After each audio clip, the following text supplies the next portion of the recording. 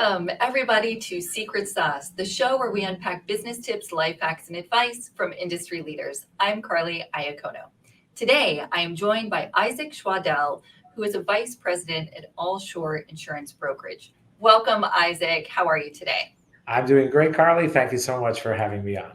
My pleasure. Glad you could join us. So insurance is not necessarily the flashiest, always most exciting part of commercial real estate, but it is absolutely crucial to every transaction and every investor and property owner. So I'm very pleased that you could be here to give us some insight into what property owners should be thinking about and how insurance might have changed over the last few years. But before we jump into all of that good stuff, tell us a bit more about yourself and your role at Allsure. Sure. I've been with Allsure quite a while.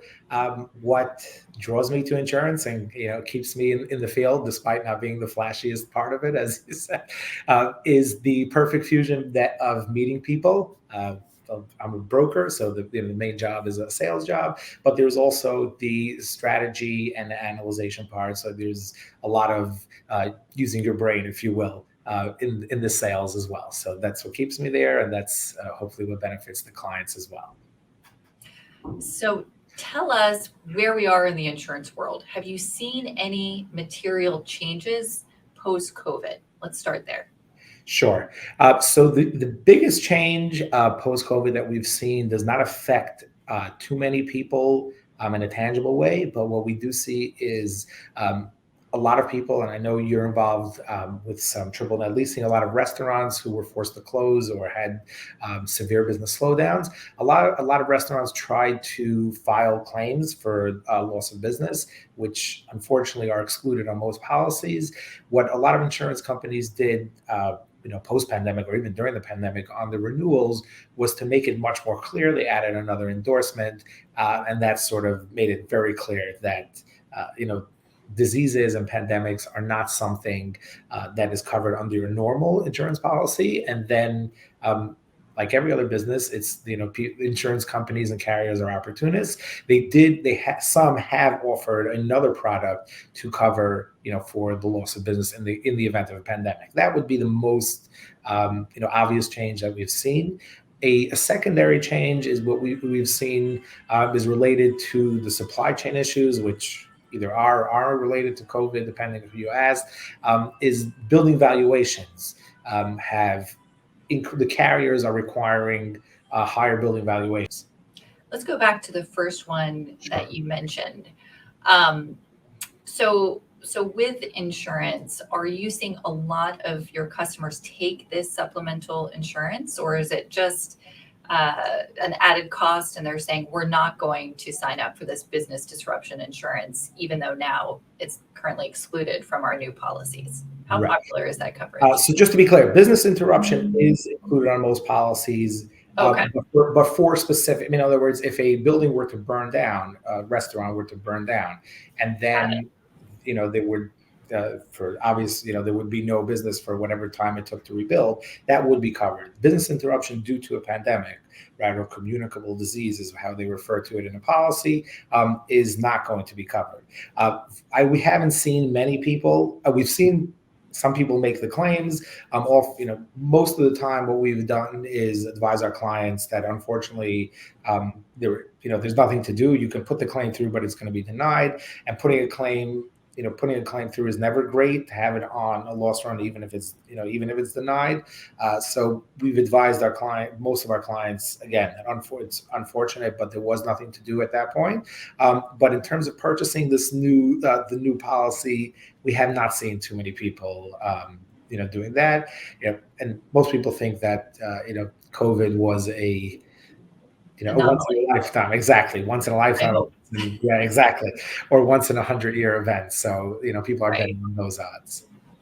So now let's go back to the second thing that you mentioned, which was the increase of valuations. Now, is this related to the cost to replace the properties, or just strict building costs going up?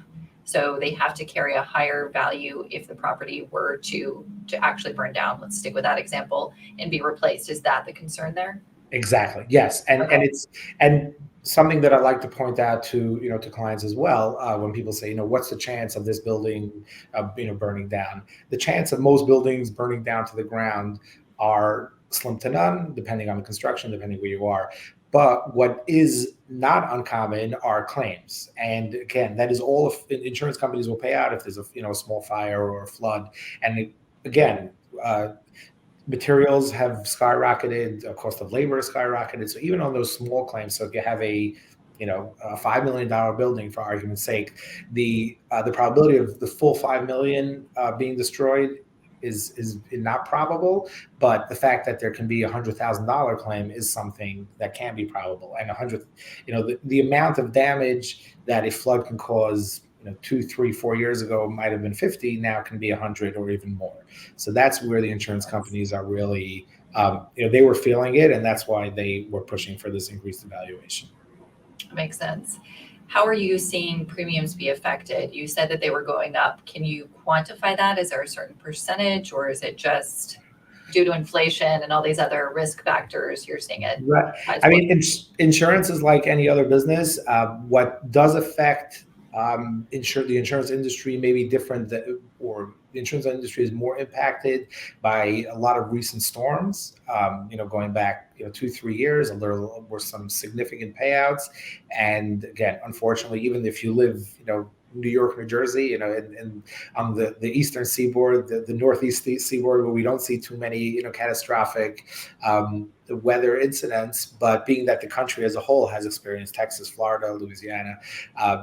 The most insurance companies are national. If they're paying out that money, they need to recoup, and that sort of gets spread. Obviously, the people that have the higher claims are paying the higher premiums, but the higher premiums do get spread across, the full spectrum of the book of business that the carrier has. So we have some government policy changes, we have some new regulations, and then we have increased risk factors, right? That are all Yes. putting pressure on premium prices. Exactly. Right. And the bottom line is insurance companies, this I tell people all the time, insurance companies are not charity organizations. They are in the business of making money as well. So they have their numbers and goals that they have to meet, and stockholder, in the larger companies, they have boards and stockholder, people they have to answer to. And that ends up, everything trickles down to the consumer. Do you have one piece of advice for landlords when looking for new policies? Is there something that most clients overlook or don't think about and comes back to bite them later? I would say two things. I don't know most, but the important thing is to take control of the process as much as you can. But what I mean by that is, especially on larger either portfolios, larger buildings, a lot of people have what we call as either risk consultants or third-party insurance consultants, where they don't. Like you said, insurance is not the most flashiest part. Not only the most is not flashy. Oftentimes, people feel that it's too complex and not something they can be busy with. Let's outsource the procurement of an insurance policy, which makes sense. And I don't want to say that that's not a good plan. But if you completely, as with anything, if you completely outsource something and trust somebody completely with your insurance needs and premiums, at the end of the day, they're not you. They don't exactly know what you want, what you don't want, how much, what makes sense to pay for in terms of risk. What am I willing to take some risks, or even if I was not willing to take the risk in the past, maybe now things have changed. So just stay on top of the process. Whoever is shopping for your policies, don't accept status quo. Try. It might take a little bit of extra time, but usually in the long run, whether it's on coverage or whether it's on premium pricing, usually you come out on top by not totally passing it off to somebody else. Stay involved. Exactly. And ask questions. And even, whoever it is, that's whether you deal directly with a broker or you deal with one of these third-party people, at the end of the day, you're paying them for their service. However, however it figures out, whether it's a broker with commission or it's a third-party consultant with a fee, at the end of the day, they're working for you. Don't feel shy or embarrassed to ask any questions. That's something that I try to tell everybody, and something that I, try to tell my clients as well. There's no such thing as a stupid question if it's something that you want to know. So that's, something. Wait, there are shy people in commercial real estate? I don't know many. I don't know if they're shy or people don't like to ask questions in the topic. They don't want to deal with it. I think Exactly. that's it. Yeah, nobody really wants to deal with insurance. Right. Yeah, it's the issue, but they should, and they should be paying attention.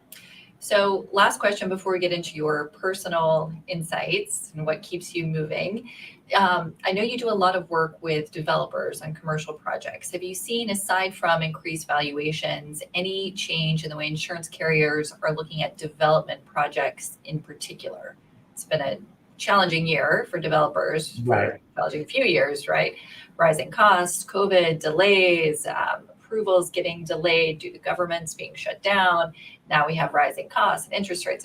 There's a lot happening. How is that translating to insurance? Aside from increased valuations, have you seen any other difference in the way they're looking at these projects? Right. So I'll pick out two of the things that you said that we have seen. Things are getting back to normal, but are delays, whether it's because, again, supply chain, whether it's government, I know in New York, the Department of Buildings, the DOB, was extremely behind.